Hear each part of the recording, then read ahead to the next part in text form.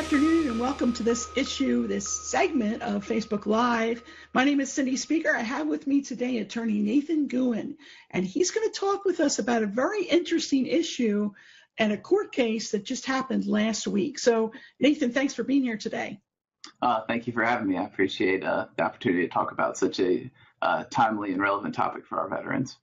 Yeah.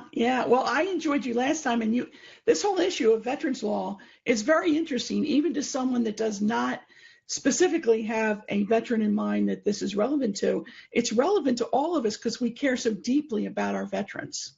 Yeah, absolutely. It's the subject that's close to everybody's heart, and something that we're happy to help people with and shed some light and information regarding VA benefits to people who may know veterans, or even if they don't, just to give a little bit of insight as to what they're going through on a daily basis. Right. Well, we're going to talk about a specific case, and I have some notes here. So this is a recent court decision that was decided by the United States Courts of Appeal for the Federal Circuit just last week. And how did this new decision come about? And tell us a little bit about it so we can kind of wrap our heads around what's at stake here. Okay, so basically this case, and I'll try to be as brief. Okay, so we got interrupted there. This is Cindy Speaker. I have Nathan Guin with me, an attorney with Gardberg Kemmerly. We got cut off on Facebook. Technology is sensitive, but you can pick up the first minute in the last segment on this page on Facebook Live. And now Nathan's going to continue in talking about this case and what it means. So go ahead and pick up there, Nathan. Yeah, I think we were talking about basically the veteran had appealed, Mr. Monk had appealed, and that they are holding his new decision for his claim for disability benefits to wait for the personnel board to make a decision regarding his discharge upgrade. And so the VA and that particular board work hand in hand, and so there's really no need for the delay in Mr. Monk's mind, and that's his contention. So basically what he did was filed what's called a writ of mandamus to the Court of Appeals for Veterans Claims. That's something that individuals can do to try to basically force action on the part of the VA. They can, talk to or send a motion or a writ to the Court of Appeals for Veterans Claims, state in their case that they've exhausted all of their remedies. Basically, they've done everything they can, and there's undue delay, and it's an unreasonable withholding of the new decision. And that the VA should be compelled or at least give an argument as to why they haven't issued that decision yet. So he filed that with the Court of Appeals for Veterans Claims. And in addition to that, he also requested, and this is really where the case gets interesting, he requested that the Veterans Court certify a class for a class action or similar aggregate resolution procedure. Basically, they could talk about similar cases all in one for veterans who had applied for VA benefits, had timely filed a notice of disagreement for an appeal, had not received a decision within 12 months, and had demonstrated medical or financial hardship as defined by VA regulations. So that's kind of a different segment, but there are ways to expedite your claims based on medical severe illness and also severe financial hardship. So that was the basis of his writ. Okay. Yep. And so basically the Court of Appeals for Veterans Claims, to get us to the Federal Circuit, Court of Appeals for Veterans Claims denied his writ and basically said they didn't have the authority, they lacked the authority to hear such cases. They can't hear class action cases or aggregate resolution cases, which Mr. Monk then appealed to the Federal Circuit, which brings us to the now, which is the most recent decision from the Federal Circuit. And basically, to put it as short and simple as possible, the Court of Appeals for Veterans Claims has all of the authority to hear class action claims, to certify classes, to have a similar aggregate resolution proceeding, and essentially had just refused to do so because, it seemed as if they just didn't really want to. In fact, the Federal Circuit went as far to say that their refusal to hear class actions or aggregate proceedings was an abuse of discretion in their decision. So it was a pretty powerful decision from the Federal Circuit, and certainly something that I think will be helpful for our veterans going forward. But that's kind of the case that brought it about by way of background. Right. And talk a little bit about the implications for veterans going forward. And also, when you talk about a class action, will this simply be limited to situations where the veterans are looking to upgrade and go through the process that I believe Mr. Monk did? Or is this relative to any type of veterans claim where they could potentially be handled as class actions? Okay, so for the first part of that question, really what it means is that a lot of times everyone knows, I don't think that it's any secret that the VA suffers from an incredible backlog of cases. Right. They take an enormous amount of time to get any decision back to veterans, no matter what stage of the process they're in. So how long is that, Nathan? How long do they typically take now? What's depending on where you're at. So if you put in a notice of disagreement, we've seen anywhere between 1.5 to 2.5 years to get a statement of the case. And if you appeal a statement of the case to the Board of Veterans Appeals, you can either request a hearing or not. Even still at that point, to get to the Board of Veterans Appeals decision or your hearing can take anywhere between 2.5 to 3 years. Wow. And that fluctuates, but the only fluctuation we've seen recently has been for longer time periods, longer wait periods. So what this stands to do is hopefully shorten those wait times.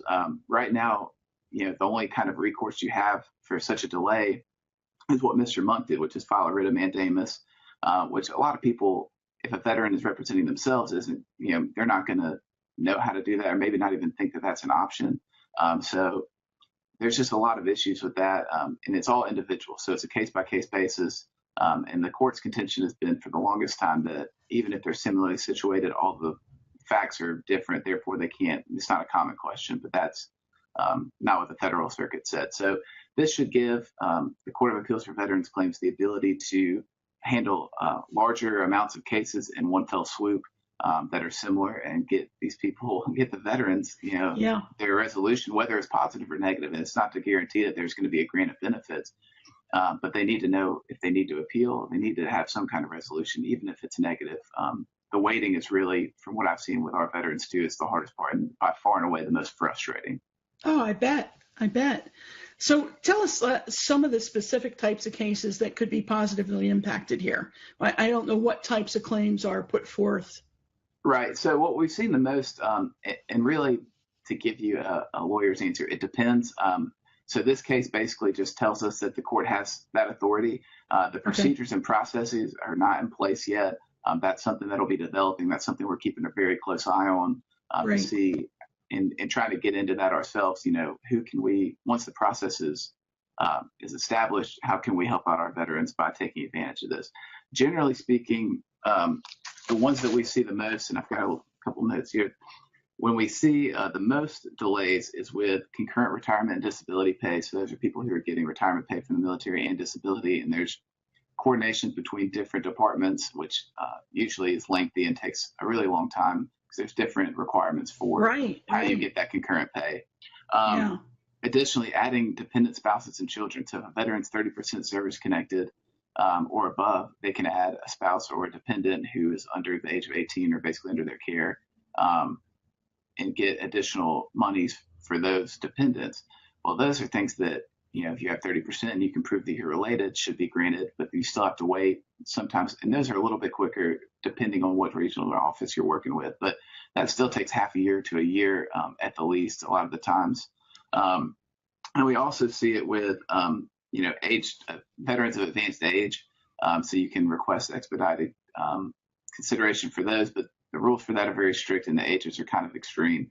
So we see a lot of delays there. And then also claims that have been remanded by the Board of Veterans Appeals. So if there needs to be more evidentiary development or more, examinations, medical examinations, those are supposed to be done. The examination is supposed to be done within 90 days of the remand order. And we see people going, veterans going 6 months to a year. And we're doing everything we can to get these things scheduled. And, they just taking forever to do it. Wow. So that's where we see the most delay. But the delay is pretty much across the board. Yeah.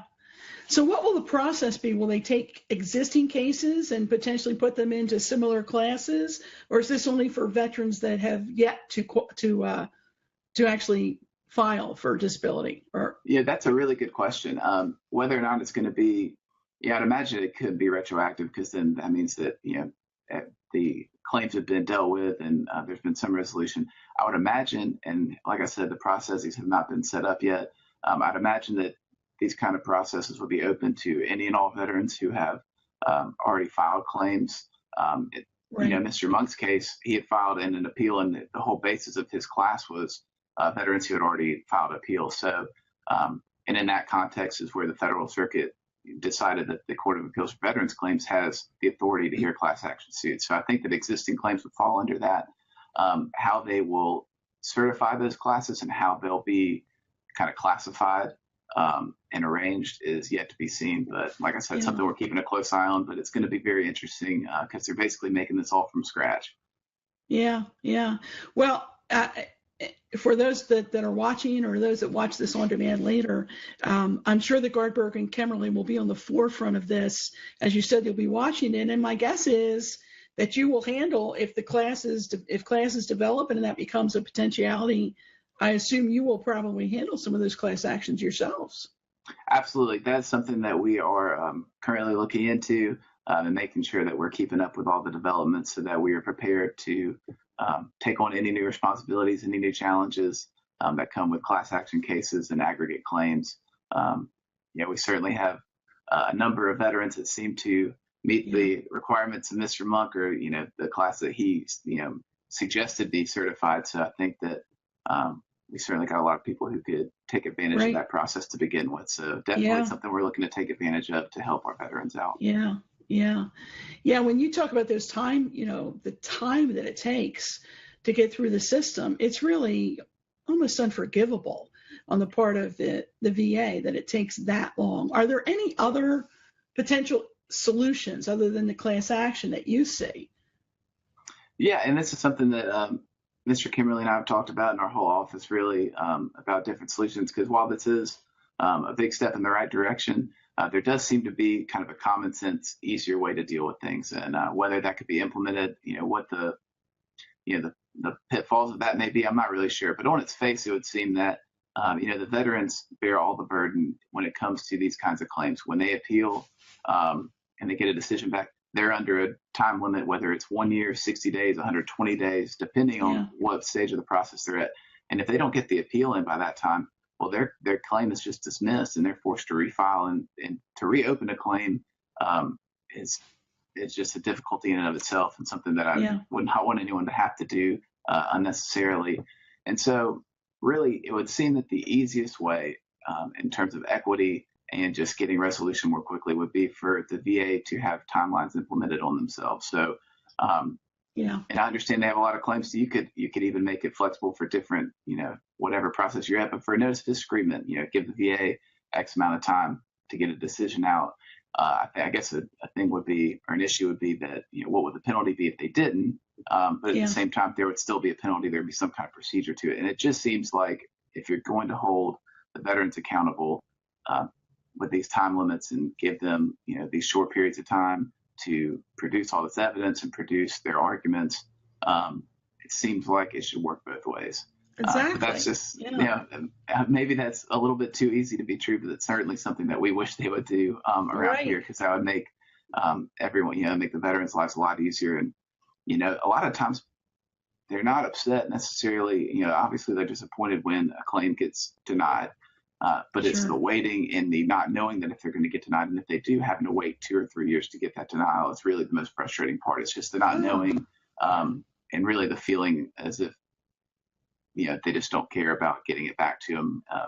These people have lives to lead to, and the veterans, they don't want to be waiting around for 2 or 3 years to get a decision. Like all of us, they want some kind of resolution so that they can move forward, whether that be with an appeal or say, okay, I gave it my go. And even if they don't want to pursue it, that's one less thing that they have to worry about.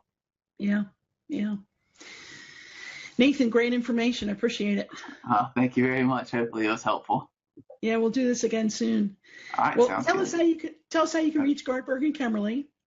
All right, so we are in Mobile, Alabama at 1015 Montlimar Drive, Suite B4. The easier way to get in touch with us would be by phone. Our number is 251-343-1111. You can also contact us via email through our website, gardberglaw.com. That's GARDBERGLAW.com. So you can get in touch with us by stopping by, calling, or sending an email. Excellent. And am I correct? You handle these cases all over the country, not just in Alabama? We do. Absolutely. We handle cases. We've got clients literally from coast to coast. We can help anybody, and we would certainly like the opportunity to do that. Fantastic. Okay, thanks, Nathan. All right, thanks, Cindy. I appreciate it. Yep, and to those of you that are watching, if you have questions, feel free to post them right here, and we'd be happy to get them answered for you or call the office. Thanks so much. Absolutely. We'll see you all again. Thank you.